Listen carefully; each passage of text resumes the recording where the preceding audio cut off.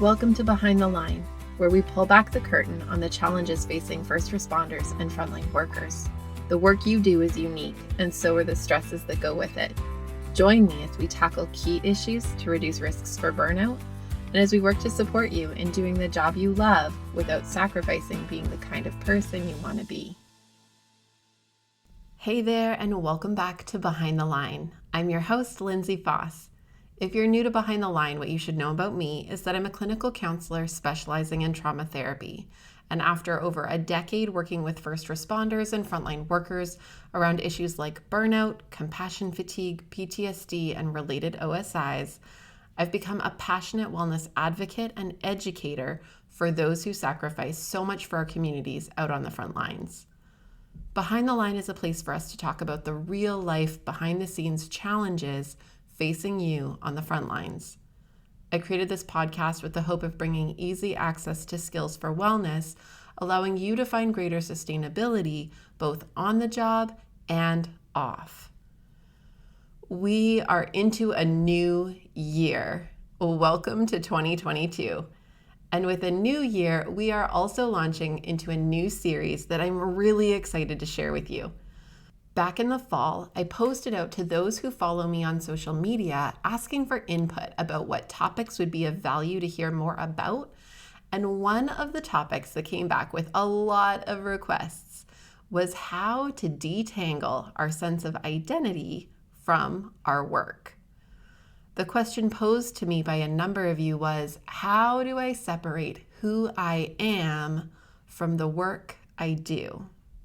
It's a point that's come up again and again during episodes we've tackled over the past year. We've touched again and again on how first response and frontline work cultures create this intense sense of commitment to the job and identity within the job. Academies and training talk about being a family or a brotherhood. The expectation to self-sacrifice for the work, potentially even being prepared to lay down your life for those you're serving or those you serve alongside, it makes it impossible to not be deeply personally connected. There's something that seems noble in this. There's often a sense of calling to the work, a backstory that ties us to why we enter into this kind of work. How many times in interviews on this show have we heard, I was a teenager when I decided I wanted to be a nurse, or I grew up in a law enforcement family, or other comments that tell this way back story for why this work is my destiny. The helper's heart was implanted in us from early. We've always cared about people. We knew we wanted to make a difference, and so on. So when the work has felt so much a part of us for so very long, and when it demands so much from us in the day-to-day, is it really so surprising that we attach our sense of identity to the career that we chose? It seems obvious, but it's also super dangerous. Today, we're going to talk about the normalness of tying our identity to our work, both on a general level as well as specifically as first responders and frontline workers. But then we're going to dig into the risks related to this enmeshment. If that feels like a weird word, enmeshment, you'll be getting to know it a lot better today. And from there, we'll spend the next few weeks working out how to make strides toward detangling who we are from what we do in ways that still allow us to do what we do in totally kick-ass ways. I want to start by asking you to think back for a moment. Can you remember the first time you were asked what you wanted to be when you grew up? I can remember that even as a very young child, all the way back to probably kindergarten, this question popped up. In its innocence, it's really a question asking about our interests. Who do we admire? What do we like? What do we imagine we might like to do when we're big and have more choices? But the way we shape the question betrays a more ominous cultural belief.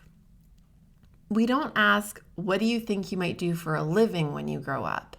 Or what kind of job do you imagine having someday? We ask, what do you want to be when you grow up? Without necessarily intending to, from so little, we are shaping a cultural norm that says what you do is who you are. And who you hope to be is directly tied to the occupational choices you'll make someday. We ask, what do you want to be? Not who do you want to be? We focus on the performative action of becoming a profession of some kind, rather than digging into being broader people who show up in our lives in ways that we admire or value. We carry this on too, this cultural valuing of profession as identity throughout the course of our lives. For example, I want you to think of a time where you introduced yourself and weren't asked within a couple of minutes what you do for a living. I know COVID has maybe distanced us from this since we aren't meeting new people or gathering at events the same way we once did, but it is culturally the question that almost immediately follows saying our names. The running joke at my house is that telling people at a party that you're a therapist evokes one of two reactions. Either people believe you have some kind of magical telepathic spidey sense that can read minds, and they avoid you like the plague in hopes that you won't psychoanalyze them, or they jump into unsolicited divulging of their entire life stories to you, crying on your shoulder in the corner of a crowded room, while you just try to enjoy the snacks. There was actually a point at which my husband begged me to tell people I did something else for a living. Make something up, he said. Anything. Tell them you're a plumber, but stop saying you're a therapist. It ruins the party. My hunch is you know what I'm talking about, and likely you've had an added version of the party scenario where curiosity shows up and complete strangers inappropriately query whether you've ever shot someone or wonder about the worst call you've ever been on, or nowadays ask endless questions about COVID. Now, for a lot of people, this link between personal and professional is real but manageable. Working a 9 to 5 where I get to leave work at work and have some separation between my work life and home life allows me to cultivate other parts of my life to balance out the work I do and keep the cultural values around work and identity a bit in check.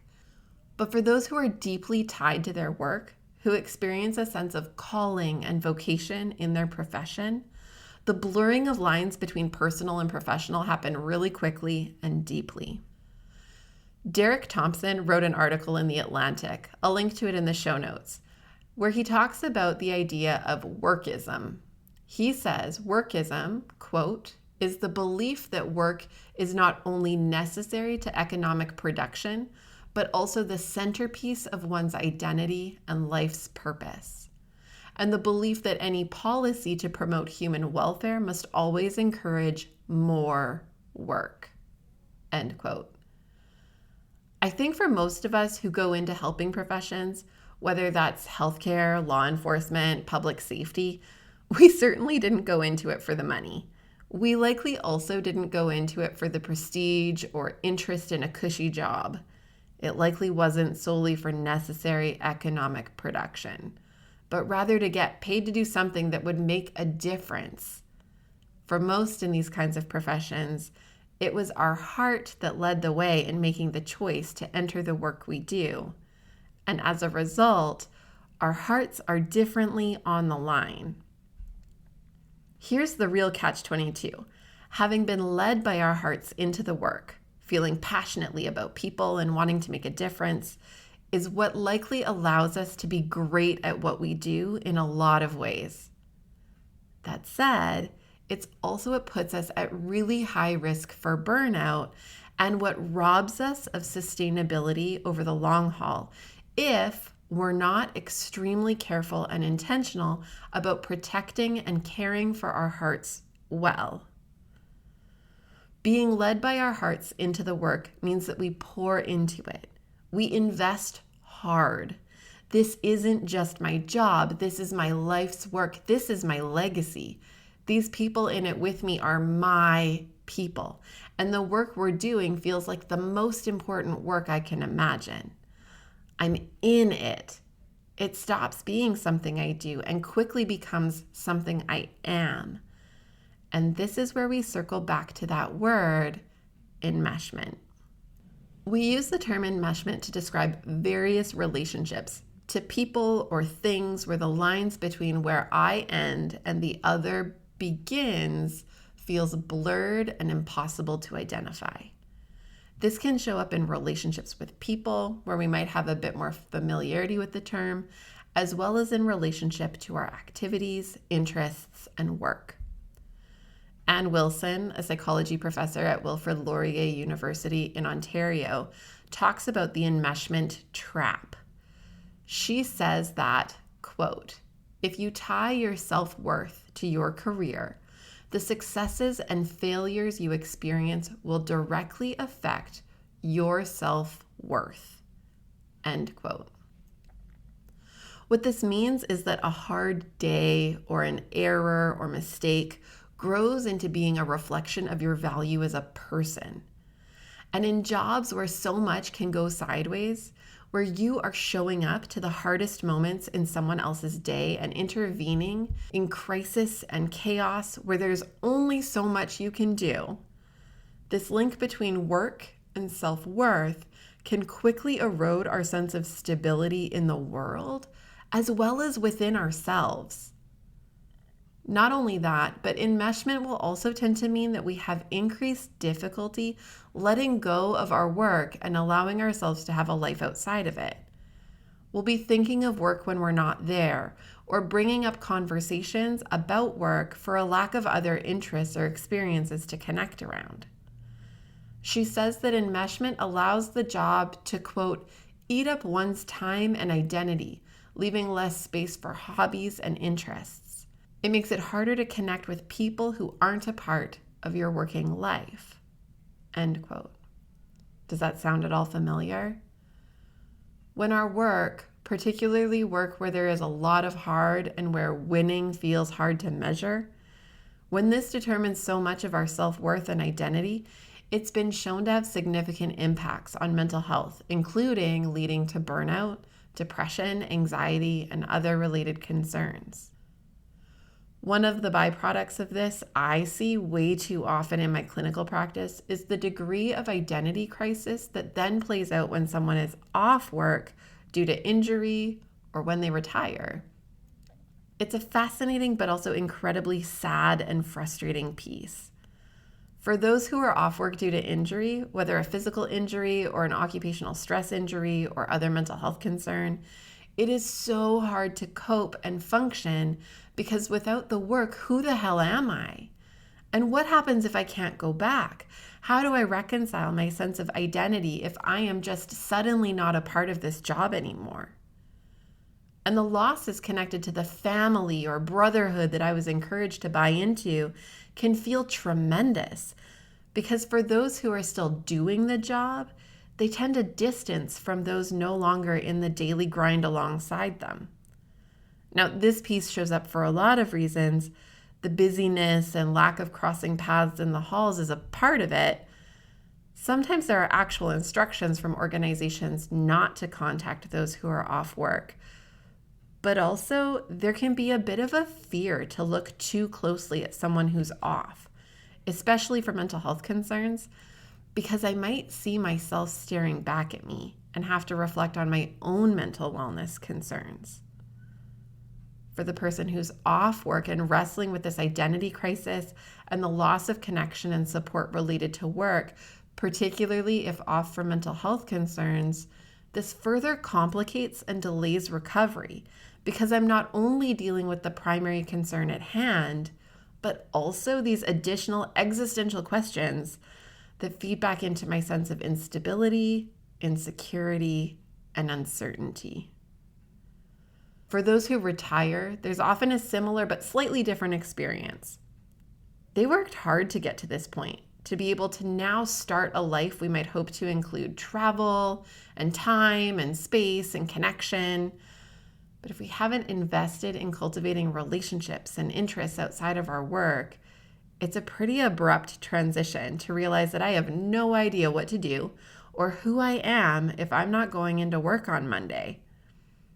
If we don't have a clear sense of purpose outside of the job we do, retirement is going to be tough. And I have to tell you, I've seen it a ton of times. It does create an identity crisis where we're left to sort out from scratch who the hell I am and what I'm going to do now. What is really fascinating is that most people don't have any awareness that this workism thing is happening. In part because we've bought into the cultural norms that this is what it means to be living our best lives. Being invested in your work and being in the hustle is something we praise. We are a culture of busyness. We think those who are busy are killing it. It's also that we can genuinely love our work. We can actually feel that we're doing our dream job and pouring into something we care a lot about. And let me be clear, that's not a bad thing. It's just risky when it's the only basket we've put our eggs in. That's the concern of enmeshment. We put all of our eggs about who we are and how we value ourselves into this one basket. And what happens if or when that doesn't last forever? Then what? I was reading an article in preparation for this episode and I got to one part and laughed. It talked about how COVID has presented this rare opportunity for a lot of professionals to detangle their identities from the work they do. It talked about how working from home and increased time has meant people are finding new hobbies and interests and getting creative in new and different ways. Reading it, I realized they are likely not speaking to the group of professionals who have been called on now more than ever before. As first responders and frontline workers, there have been no breaks. There has been no work from home and extra time. You were the exception to the stay-at-home orders. We asked that you put yourselves and your families at increased risk of exposure to continue meeting the safety and health needs of our communities while others learned to cook or picked up a new language. We have asked you to work ridiculous shifts and keep showing up in the face of massive staffing issues. I know that many of you are tortured by endless short call notifications during your days off, and that there's guilt for choosing to catch up on some sleep rather than going in to keep another shift afloat. You haven't gotten this magical opportunity that others have had to step back from the hustle of work life and make decisions about how you'll go forward to keep some balance between work and life outside of work. Work has now more than ever become life. It's absorbed everything. Even if it wasn't personal before, it is really damn hard to have separation right now. If you're hearing a lot of your own life in today's episode, I don't want you to stress about it. It means you're in the right place, and we're going to keep working through this series on how we address this in ways that are doable. What I really want you to hear is that enmeshment of identity into work is a really common risk for people generally, but most especially for first responders and frontline workers, really helping professions overall. I also want you to hear that if you're aware that you're experiencing enmeshment of identity into work, it's not your fault. Culturally, societally, and systemically, we set you up for this.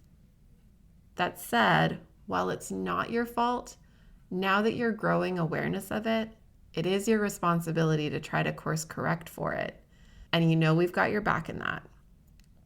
Our goal for today's episode was to voice the concerns, normalize the commonness, and identify the risks related to enmeshing identity with work. In our coming episodes throughout January, we will dig into ways to handle this to help protect ourselves from some of the risks we outlined here today. As you likely already know about me, I love being practical, and we're going to make sure that you walk away from this series with a really strategic, tactical plan that you can put into practice. As we wrap up for today, I want to remind you to please reach out and connect if you have any questions or feedback. You know I love hearing from you and shaping this podcast to echo your needs and interests. I love hearing about what you're working on and how you're using what we talk about on this show. You can find me on Facebook and Instagram at Lindsay A. Foss, where you can follow me or tag me, or you can feel free to email me at support@thrive-life.ca. I'm grateful that many of you are keen to share about Behind the Line and spread the word to others on the front lines. Know that we can be found online on our website, on most major podcast platforms, as well as on YouTube. Click subscribe to get alerts about our latest episodes, or subscribe to our email list to hear more from me about all the exciting things we have going on and coming up. You'll find all of the details you need in the show notes. You'll also find links to our Beating the Breaking Point Indicators checklist and triage guide to help facilitate self-assessing burnout and related concerns. We make all of this available to you and for free because the work you do is critical for our communities. But even more than that, you as the person you are is of critical value. And we want to make sure you have what you need to keep up the good work. So use it and share it. Until next time, stay safe.